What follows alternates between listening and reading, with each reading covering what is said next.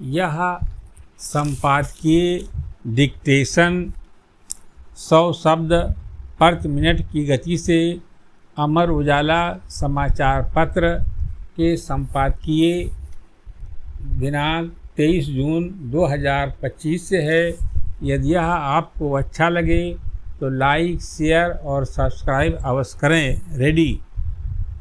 Israel और Iran के बढ़ते संघर्ष के बीच अमेरिका ने प्रत्यक्ष रूप से इसमें शामिल होकर भले ही वह इसराइल के प्रति उसकी ऐतिहासिक प्रतिबद्धता के कारण हो, क्षेत्रीय संतुलन बनाए रखने की रणनीति के तहत हो या फिर ईरान के परमाणु कार्यक्रम को रोकने के लिए हो, वैश्विक भू राजनीति को एक नया मोड़ दे दिया है।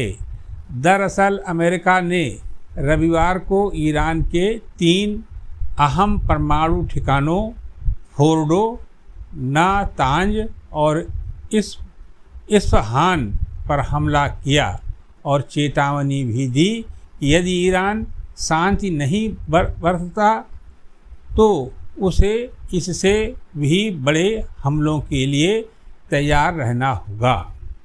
इस हमले के बाद, जिसे अमेरिका वैश्विक सुरक्षा के संदर्भ में ईरान के परमाणु कार्यक्रम को रोकने के लिए एक ज़रूरी कदम बता रहा है, स्थितियां क्या मोड़ लेती हैं यह तो वक्त ही बताएगा।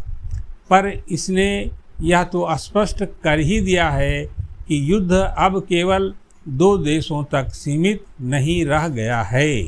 इस बीच प्रधानमंत्री नरेंद्र मोदी ने ईरान के राष्ट्रपति से बात करके शांत संवाद और कूटनीति अपनाने का आह्वान किया है, तो सऊदी अरब ने भी ईरान से संयम बरतने की अपील की है।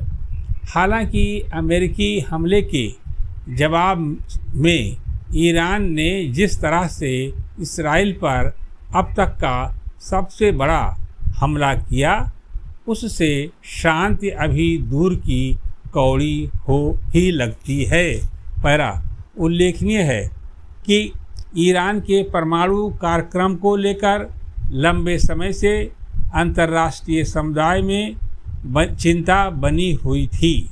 2015 में ईरान और चीन, फ्रांस, जर्मनी, रूस, ब्रिटेन व अमेरिका के बीच हुए परमाणु समझौते के बाद उम्मीद जगी थी कि यह मुद्दा कूटनीति से हल हो सकता है, लेकिन 2018 में अमेरिका द्वारा समझौते से पीछे हटने और ईरान पर कड़े प्रतिबंध लगाने के बाद स्थिति लगातार बिगड़ती गई।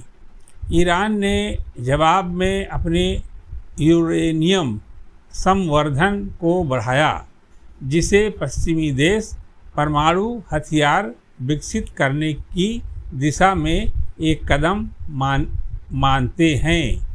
इस संदर्भ में अमेरिकी हमला उतना चौंकाता नहीं।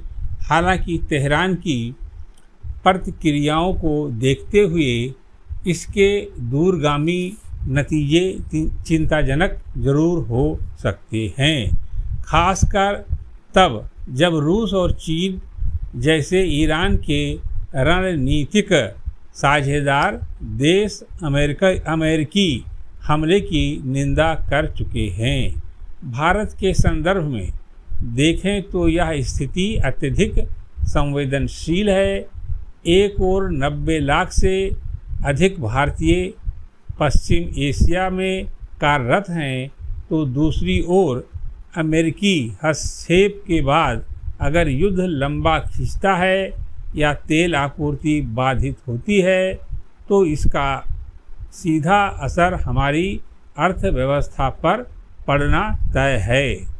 बहरहाल अमेरिकी हमले के पीछे भले ही उसके अपने रणनीतिक हित हों, लेकिन महाशक्ति देश का यह दायित्व ही बनता है कि वह इस युद्ध को शीघ्र शांतिपूर्ण समाधान की ओर ले जाए। समाप्त।